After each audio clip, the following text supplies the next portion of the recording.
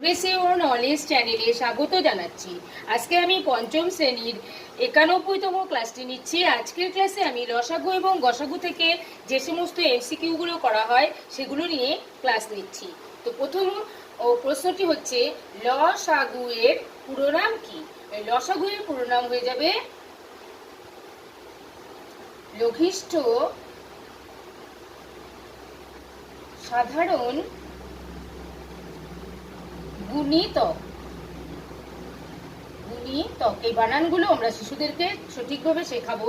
তাহলে লতে লঘিষ্ঠ, সাথে সাধারণ, আর গুতে হচ্ছে গুণিতক। চলে যাচ্ছি পরবর্তী প্রশ্ন, গসাগু এর পুরো নাম। গসাগু এর পুরো নাম হচ্ছে গরিষ্ঠ সাধারণ গুণনীয়ক।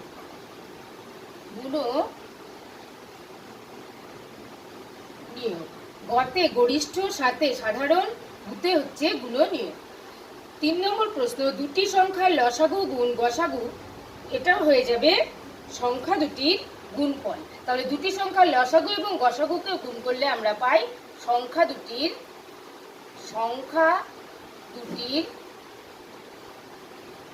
গুণফল। এখানে সংখ্যা দুটির গুণফল বলতে যে সংখ্যা দুটোর লসাগু এবং গসাগু করা হয়েছে সেই সংখ্যা দুটোকে বোঝায়।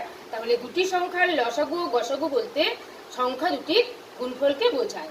4 নম্বর, দুটি মৌলিক সংখ্যার গসাগু কত? তাহলে দুটি মৌলিক সংখ্যাকে যদি আমরা গসাগু করি তাহলে আমরা পেয়ে যাব 1।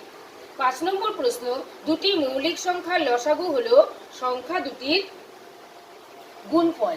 দুটি মৌলিক সংখ্যাকে যদি আমরা লসাগু করি তাহলে তাদের গুণফলই হয়ে যাবে সেই লসাগু। পরবর্তী প্রশ্ন, দুটি পরস্পর মৌলিক সংখ্যা হলো লসাগু হবে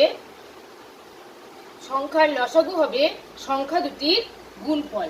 যদি আমরা পরস্পর মৌলিক সংখ্যা নিয়ে তাদের লসাগু করি তাহলে সেই লসাগুটা আসবে সংখ্যা দুটির গুণফল। 7 নম্বর প্রশ্ন, দুটি সংখ্যার গসাগু 5 এবং লসাগু 60, একটি সংখ্যা 15 হলে অন্য সংখ্যাটি কত হবে? তাহলে দুটি সংখ্যার গসাগু আছে এখানে 5 আর লসাগু দেওয়া আছে 60, একটি সংখ্যা দেওয়া আছে 15 আর একটি সংখ্যা হচ্ছে কত, এটাই আমাদের বের করতে বলা হয়েছে। তো আমরা জানি এখানে যে সূত্রটা আছে লসাগু গুণ গসাগু সমান সমান সংখ্যা দুটির গুণফল। তাহলে এখানে লসাগু আছে কত? 5, আর গসাগু আর লসাগু মিলে গুণ করলে আমরা পাবো 5 আর 60, অর্থাৎ গসাগু এখানে 5 আর লসাগু হচ্ছে 60। এদেরকে গুণ করলে আমরা কি পাবো? সংখ্যা দুটির গুণফল। সংখ্যা দুটির গুণফলের মধ্যে একটি দেওয়া আছে 15, তাহলে আরেকটি কত হবে এটাই আমাদের প্রশ্ন। তাহলে এখানে আমরা যদি এই দুটোকে গুণ করি তাহলে পাবো 300। এবার এখানে যদি আমরা কত গুণ করব 15-র সঙ্গে যাতে আমাদের 300 হয়, তাহলে 15-র সঙ্গে যদি আমরা এখানে 20-কে গুণ করি তাহলে কিন্তু আমরা 300 পেয়ে যাচ্ছি। এটা আমরা কি করে পাবো 20?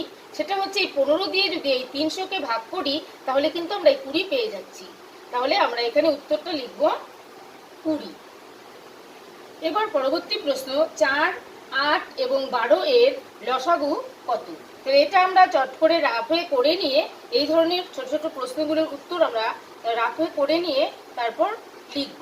তাহলে এখানে লসাগু চেয়েছে, তাহলে সংক্ষিপ্ত প্রণালীতে লসাগুটা করছি। 8 এখানে 6 বার, এবার আবার যাচ্ছে 2 বার, 2 দিয়ে 1, 2, 3। আমরা যদি গুণ করি তাহলে পাবো 2 দুগুণে 4, 4 দুগুণে 8, 3 আটা 24। তাহলে এখানে 4, 8 এবং 12 এর লসাগু হয়ে যাবে 24। এই ধরনের ছোট ছোট এমসিকিউগুলো আমরা শিশুদেরকে অবশ্যই শেখাবো। আজকের এই ক্লাসটি ভালো লাগলে লাইক করবেন, কমেন্ট করবেন, শেয়ার করবেন এবং আমার পরবর্তী ক্লাসটি পেতে আমার চ্যানেলটিকে সাবস্ক্রাইব করে আমার সঙ্গে থাকবেন।